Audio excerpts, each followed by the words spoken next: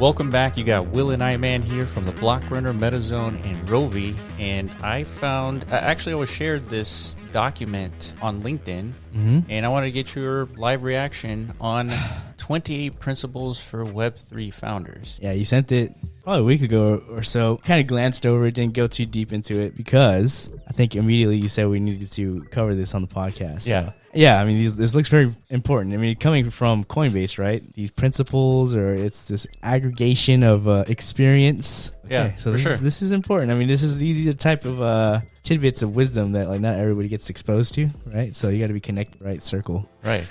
So here, Jason Choi, one of the most prominent investors in Web3 startups, recently presented 28 principles. So Yeah. I went through this, and what I found interesting was that we were following some of these principles sort of intuitively. Yeah. Yeah, I thought that was interesting. And then I also found some that we need to take a closer look at. So let's kind of run through some of these, and then I'll get your live reaction. And It should be helpful to anybody who's considering dabbling in the Web3 space, right? Which is, yes. I mean, it's a very open sector. It's really not limited to anybody like participating, contributing, whatever, especially in the metaverse realm. We're kind of like encouraging participation from people. So yeah, I mean, the industry has been live for many, many, many years, and we've seen lots of things come and go. So That's right. if you're interested in participating, definitely, use these as tenets to not already, mistakes that have been made, or even if you're not trying to be a founder or a developer or whatever, it's still interesting. So It's a good fundamental analysis.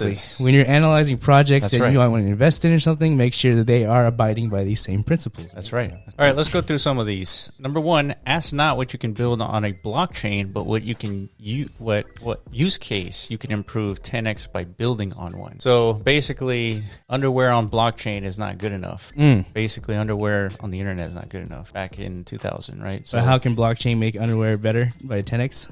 Yeah, right. Exactly. And if you can't identify that, then move on to a different, I guess, Exactly. problem. I agree. Building a dapp doesn't absolve you of the need to think like a business owner.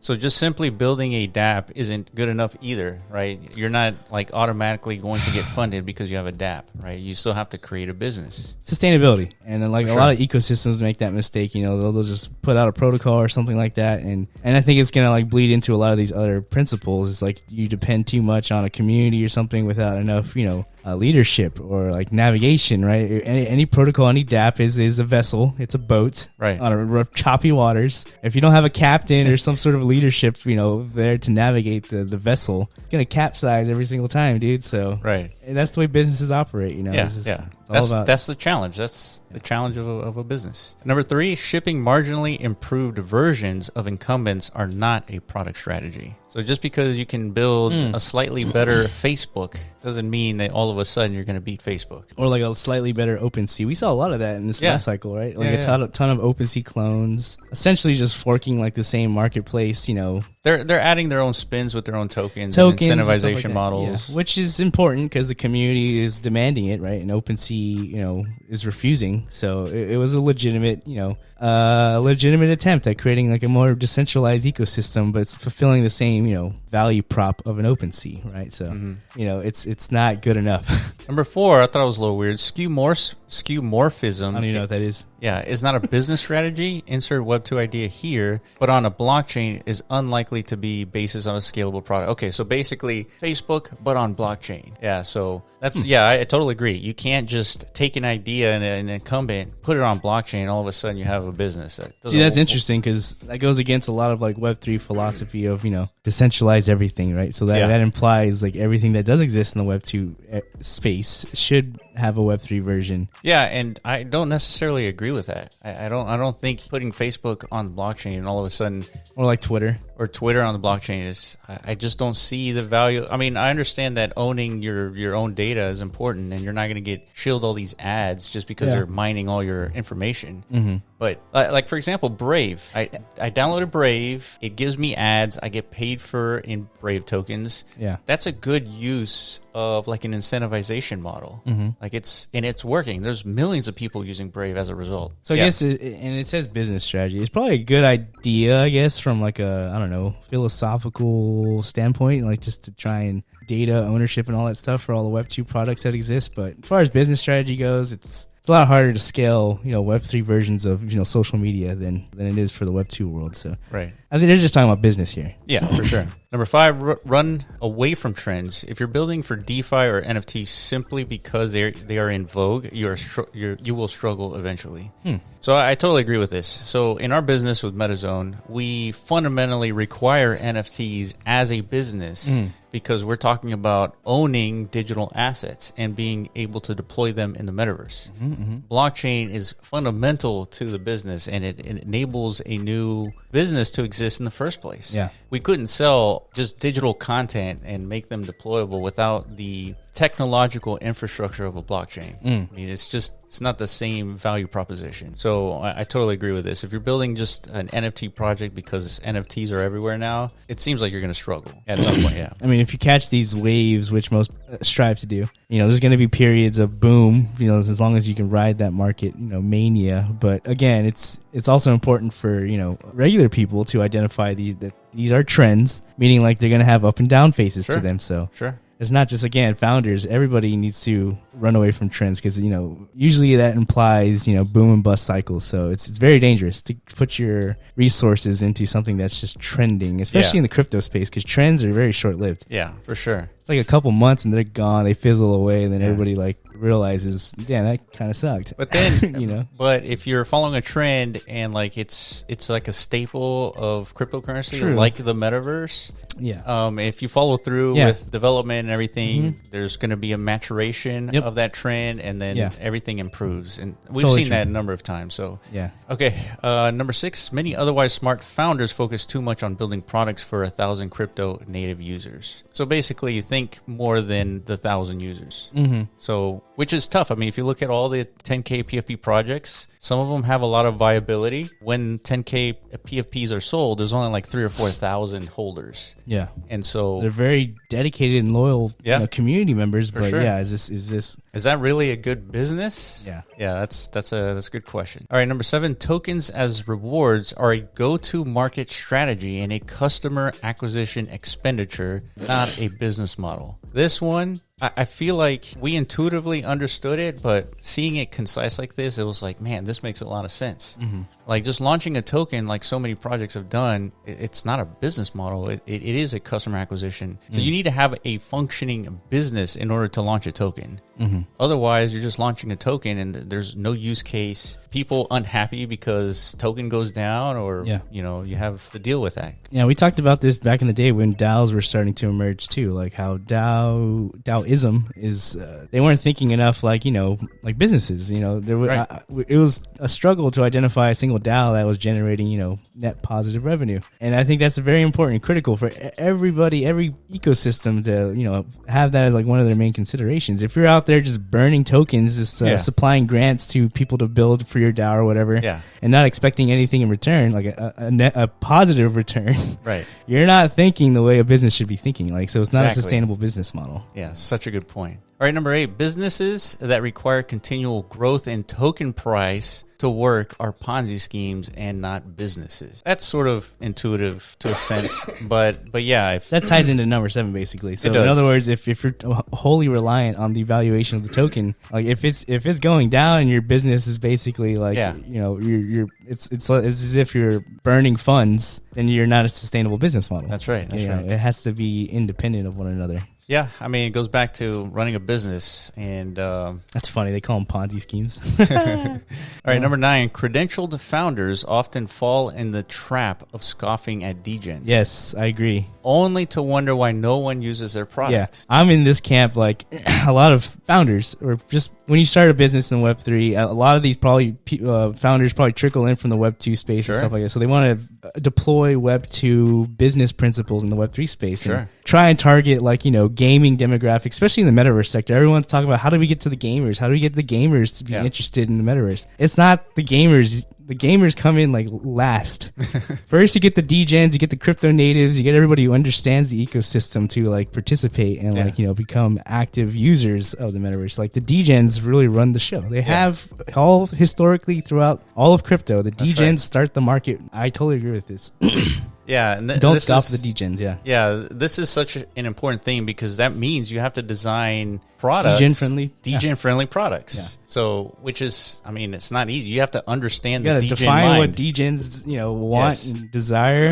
And it's totally different than what like a mainstream audience desires, right? But nonetheless, you're never going to get to that mainstream paradigm until you satisfy the degens, you onboard them to the ecosystem, and you can have a flourishing ecosystem. And from that point, you can kind of expand into different demographics. You know what I mean? Yes. See, now number 12 is the one where I thought we were intuitively sort of. So number 12 says, if you want to kill your growth, launch token governance before product maturity. That one's interesting. And yeah, we saw this. I don't know if we necessarily saw this with the PFP, because I don't know if there weren't many tokens involved, but it felt like they were just launching community governance. Period. Yeah. From the rip. Yeah, NFTs were the governance token. Yeah, I guess so. Yeah, and so for here, launching a token before the product maturity is basically launching plane without the ability to fly. Yeah, you're just putting out like the blueprint of a plane, and then you're expecting your community to build your plane for you, like in the right way, with like minimal to no navigation, with no resources, nothing. Yeah, no contribution. Yeah, you just took all their money. You're like, peace out. Hope you guys like these images.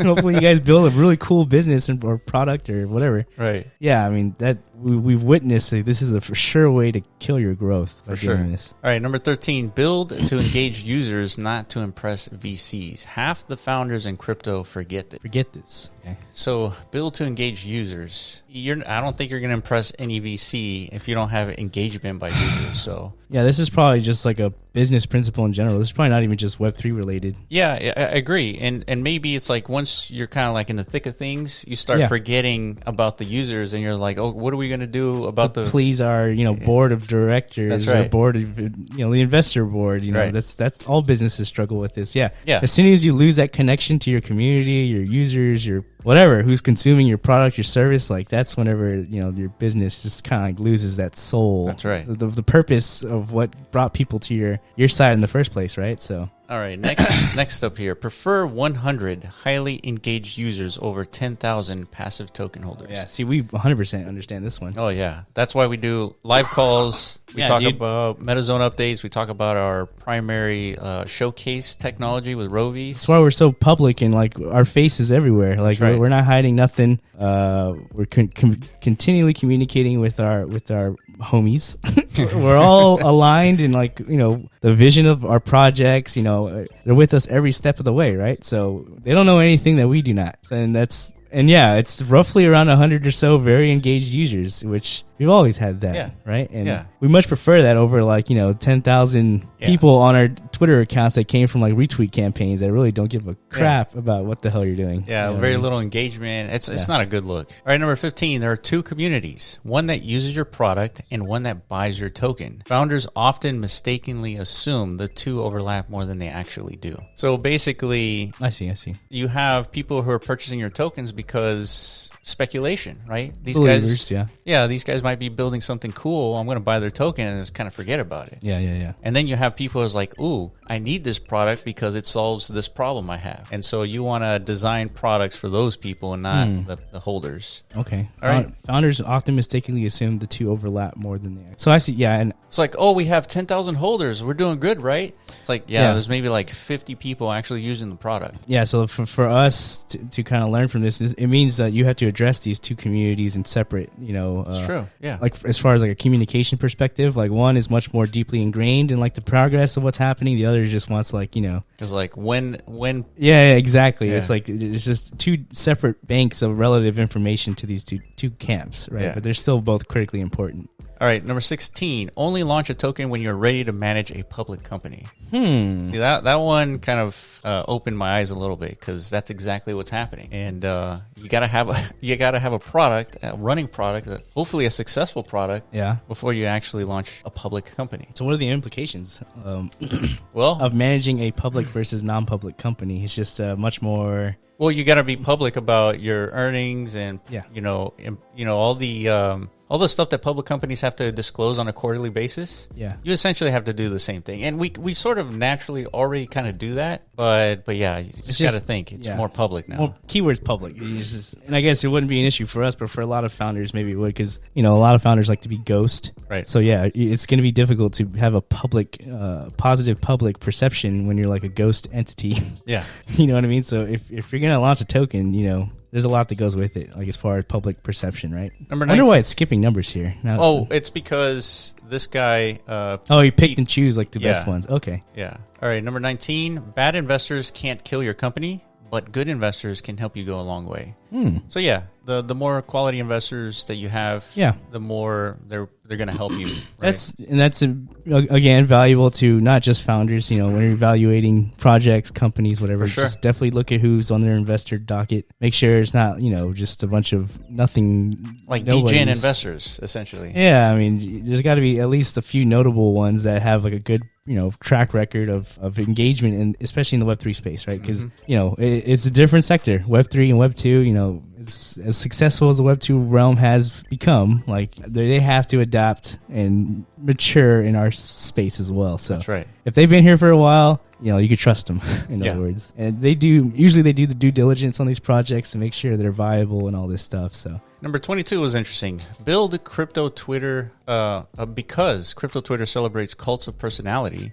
Some founders assume they must build a prominent profile for their products to achieve success. This is false and reversed. Popular products make prominent founder. Yeah, this is interesting. They must build a prominent profile, meaning like a social presence. Yeah, a social presence. Like an influence. Yeah. It's interesting because we've seen like people focused on building like a social influence and then went on to build products. They leveraged their influence to kind of like sell their product. I think that's a viable strategy. Yeah, we've seen it work. Yeah, it's very viable. As a matter of fact, most of the successful projects out there have a ton of influence. Yeah, even if it's not from the founder level, it's like the founders are connected to some sort of influencer, sphere. Yeah, and unfortunately, that's how it works. Like we've seen that is how you have a successful product, is if you're connected to these influencers. But I see what it's saying is this: you can't just rely on that. Exactly. Totally. I mean, in a bull market, you can, because like that is what's front and center. That's what people true. Kind of gravitate towards. That's how trends are identified. It's on Twitter.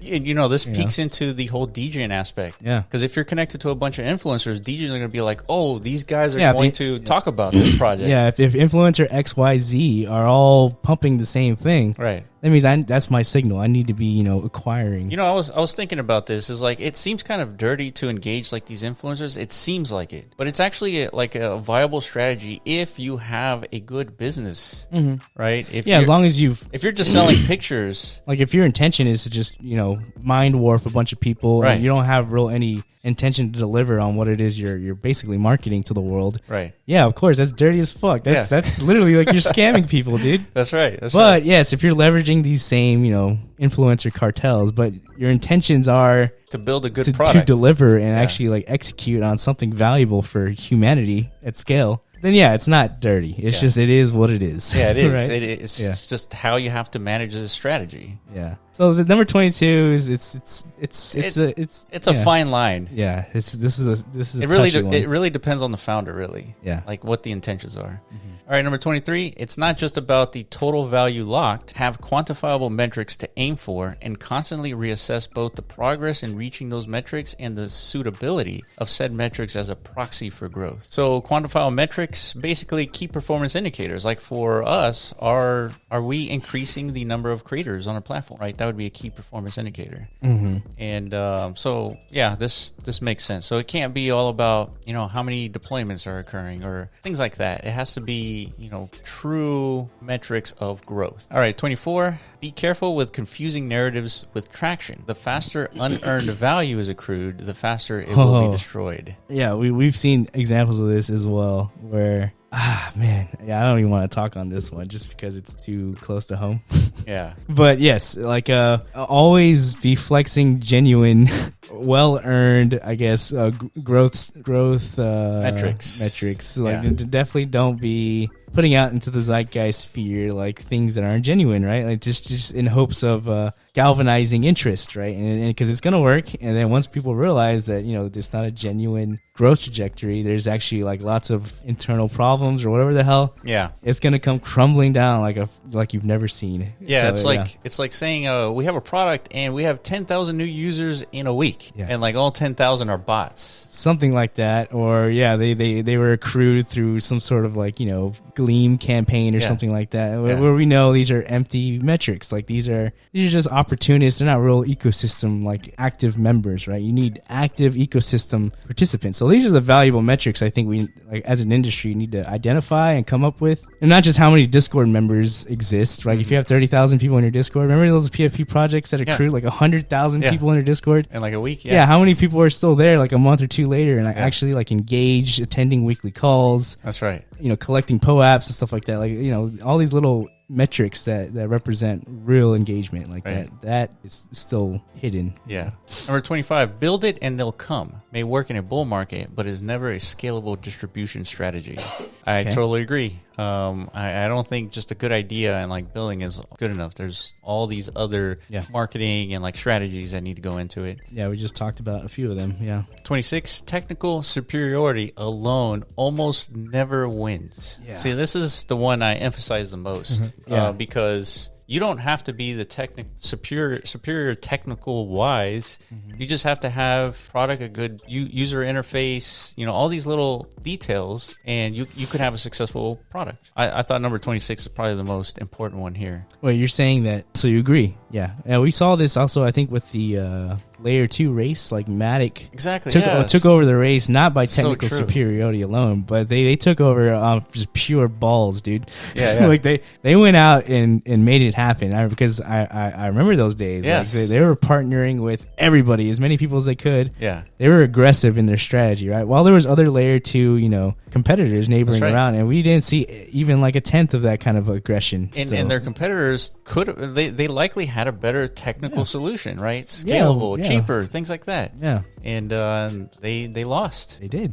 So yeah, 26 is important. It's really hard to identify though, like it is in real time. It is like who's doing a better job, like at not just relying on their technical superiority. Yeah, it's like Charles Hoskinson's. Yeah. He's always talking about Cardano for like years before it actually launched. Yeah. I guess you need good talking heads. Yeah. You need good community. It's just identifying bromentum, essentially. Yeah, that's who's building the bromentum in the space, once you kind of identify that, then the technicals kind of go out the window. Right. You know what I mean? Right. All right, number 27, do not underestimate the fickleness of retail consumers driven to your product for speculative reasons. I mean, it feels pretty obvious being in the crypto space. Things go up and things go down extremely fast. So yeah, you could see like the euphoric. Yeah, I think like Axie Infinity is a good example of this, like the fickleness of retail. Like whenever Axie was booming, dude, it felt like Axie was literally about to change the planet. Like, I feel like everyone at some point was going to start playing Axie because there was just that much vigor and diehard support for it. Not only that, play to earn just took off. Everybody was making a play to earn game. Yeah, it just felt like, dude, this is a train that just cannot be stopped. And then, of course, economic gaping holes were identified. The non-sustainable nature of play to earn was uncovered. Yes. And everybody just fleed like a stack of cockroaches, dude. It was intense. So yeah, this is the retail consumer behavior, and it's never going to change. Yeah, it's never going to change. You're right. No. Number 28, your early investors and users are the seeds of your community. Align your actions to attract the type of seeds you want. I mean, it goes back again. We have 2 weekly live calls. Yeah. And many of those calls, we spend a lot of time repeating our mission. Mm-hmm. And our mission is how we educate the community on like the right business models for the metaverse. Yeah. And it's important too, like when it comes, I guess, to be determined, because like we're I think a pretty unique like development model where we're open with every little step of our development progress because we have this seed community that we've assembled. And that was like our original intention, right? We wanted a core community to back us through like our whole development process. That's what we said. And they believe on the mission that this is the right way to do a business model in the metaverse. Yeah, and they are basically our investors. Without like our early community, we wouldn't be able to even develop anything. That's right. That's why they're with us. We're with them. all the time.